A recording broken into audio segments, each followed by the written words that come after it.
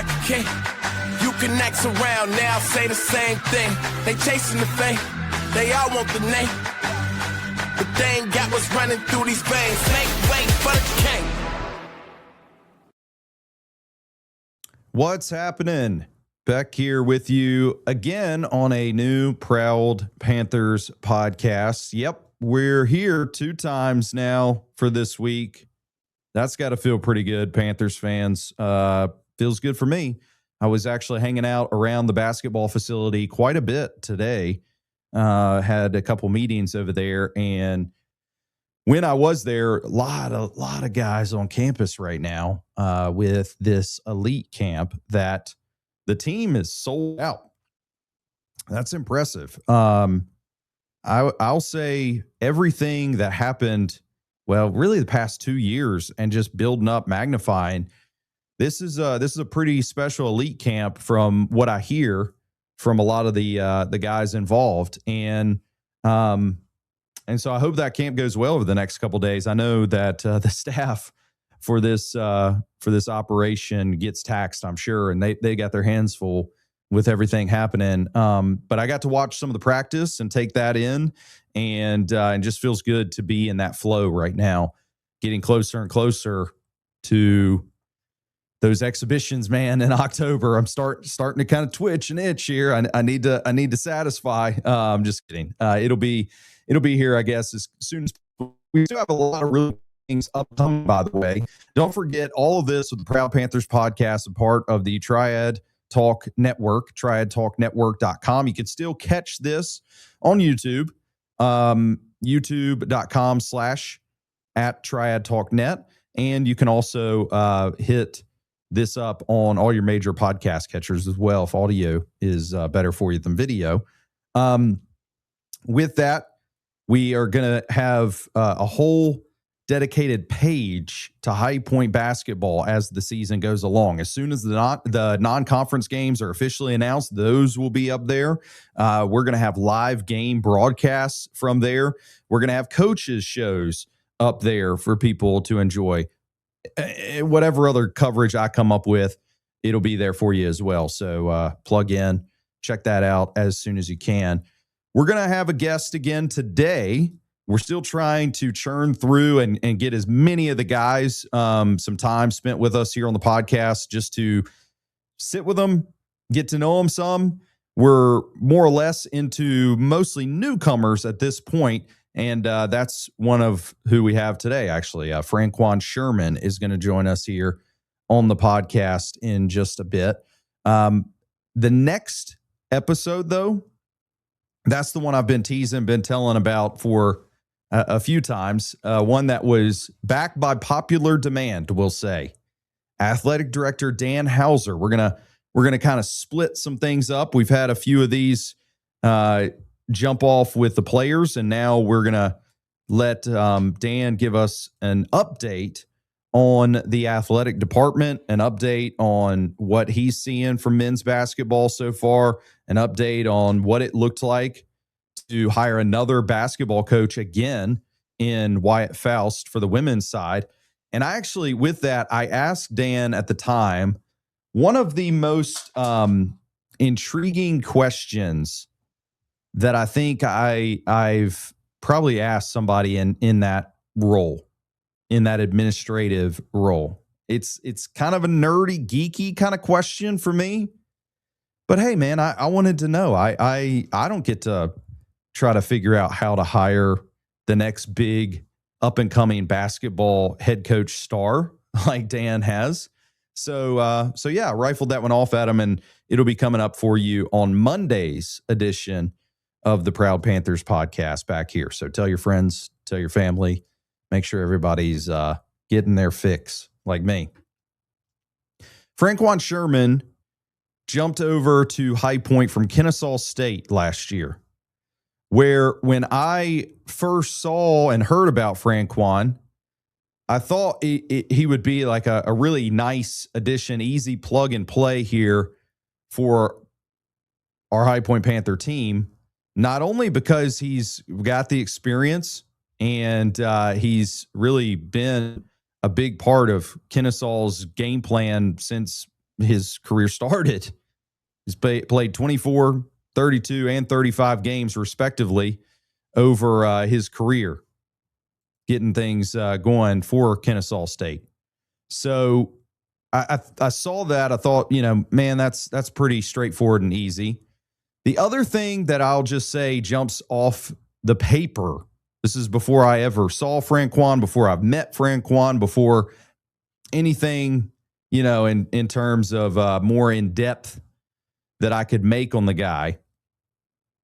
8.5 rebounds per game was his average last season.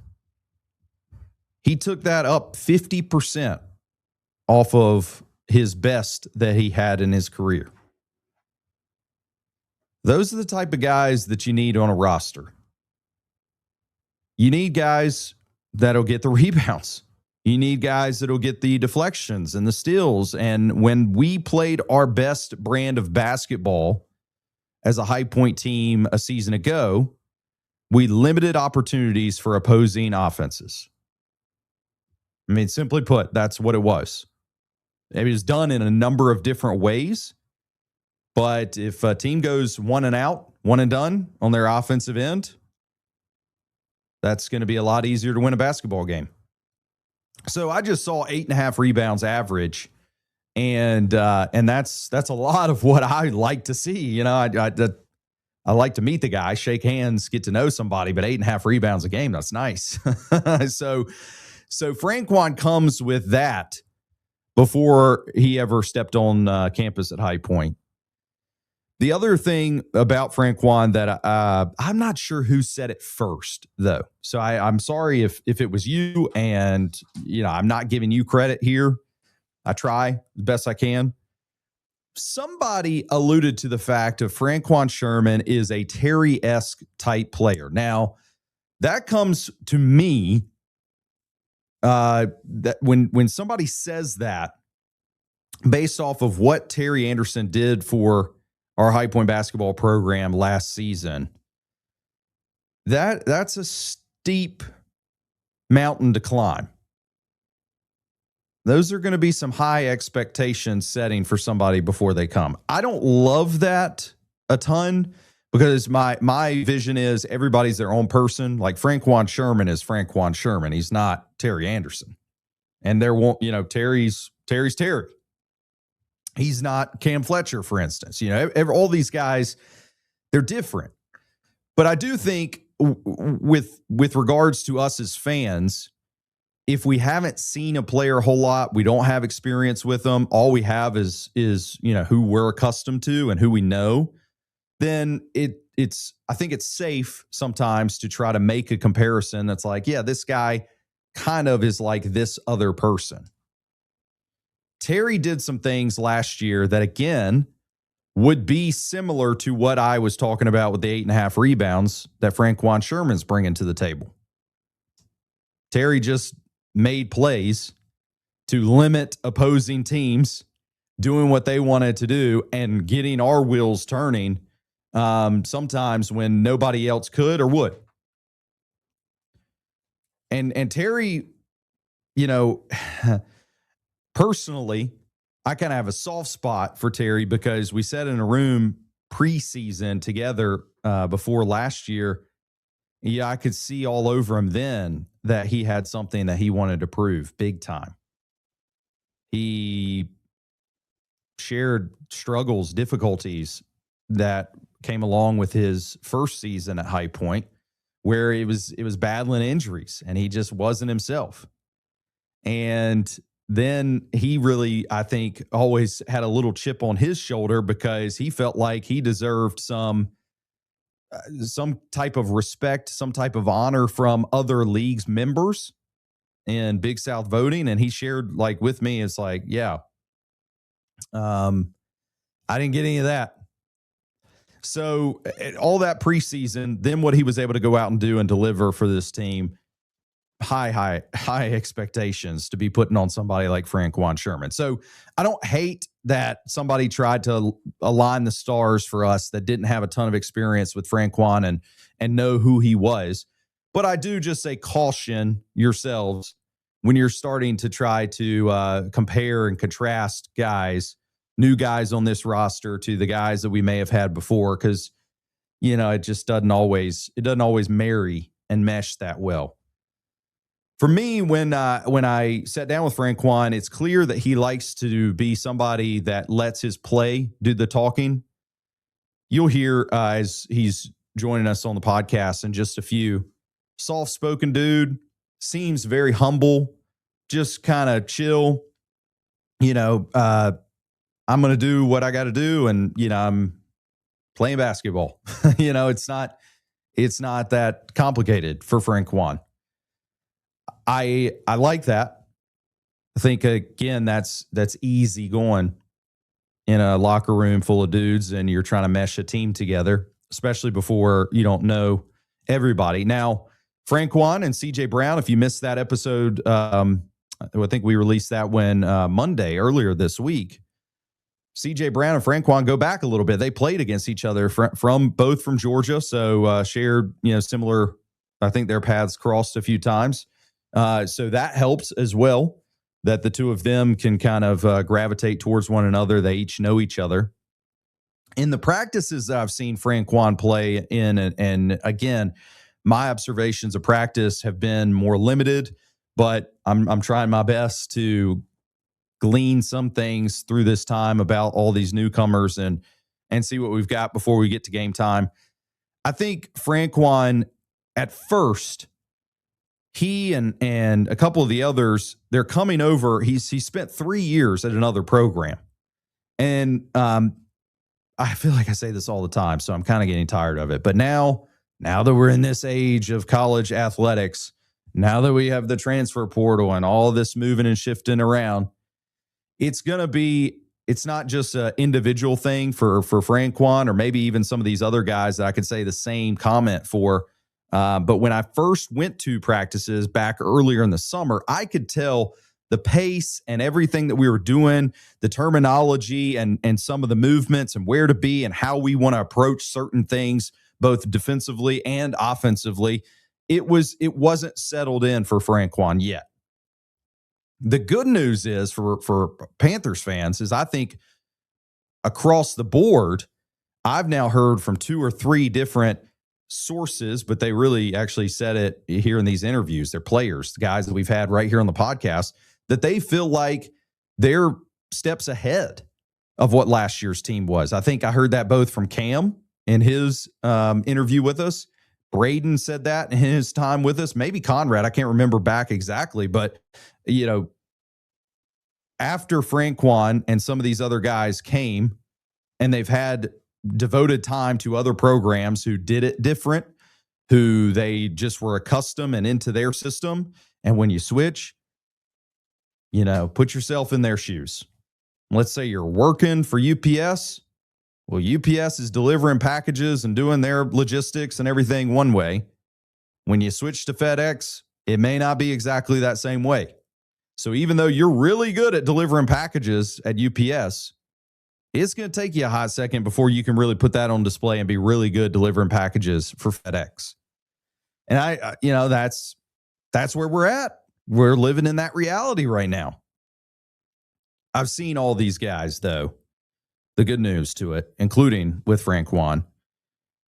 Now that we're into the fall semester and just a limited number of weeks, I've seen progression for all these guys. And as I already alluded to, people have said this team is ahead of where last year's team was at this point in the tenure. So, hey, that's going to be a good thing for all of us, including Frankquon, which I also asked him, could I call him Frank? So if you catch me calling him Frank, and I think he says a lot of times people will go either Frank or they'll go Quon. So I might let both of them fly at some point. Aside from that, man, I think Frank is a good stability piece to this team. I think as he continues to grasp everything and the layers keep building, it's a solid addition from a solid dude. And like I said, I don't think he has to do a ton of talking, even though we're going to be joined by him here in just a second. those 8.5 rebounds, that would be doing some really good talking to help our team be successful this year. All right, we'll take our break here. We'll come back. We got Frank, who's going to join us here on today's podcast. But don't forget, Monday, another new Proud Panthers podcast on the way, where we'll have Athletic Director Dan Hauser with us. That's coming up then on the Proud Panthers podcast. High Point University, the premier life skills university, is ranked the #1 best-run college in America by the Princeton Review. Employers value HPU's real-world preparation. Students love unprecedented access to global leaders on High Point's inspiring campus. And parents appreciate HPU's God, family, and country values. Choose to be extraordinary at High Point University.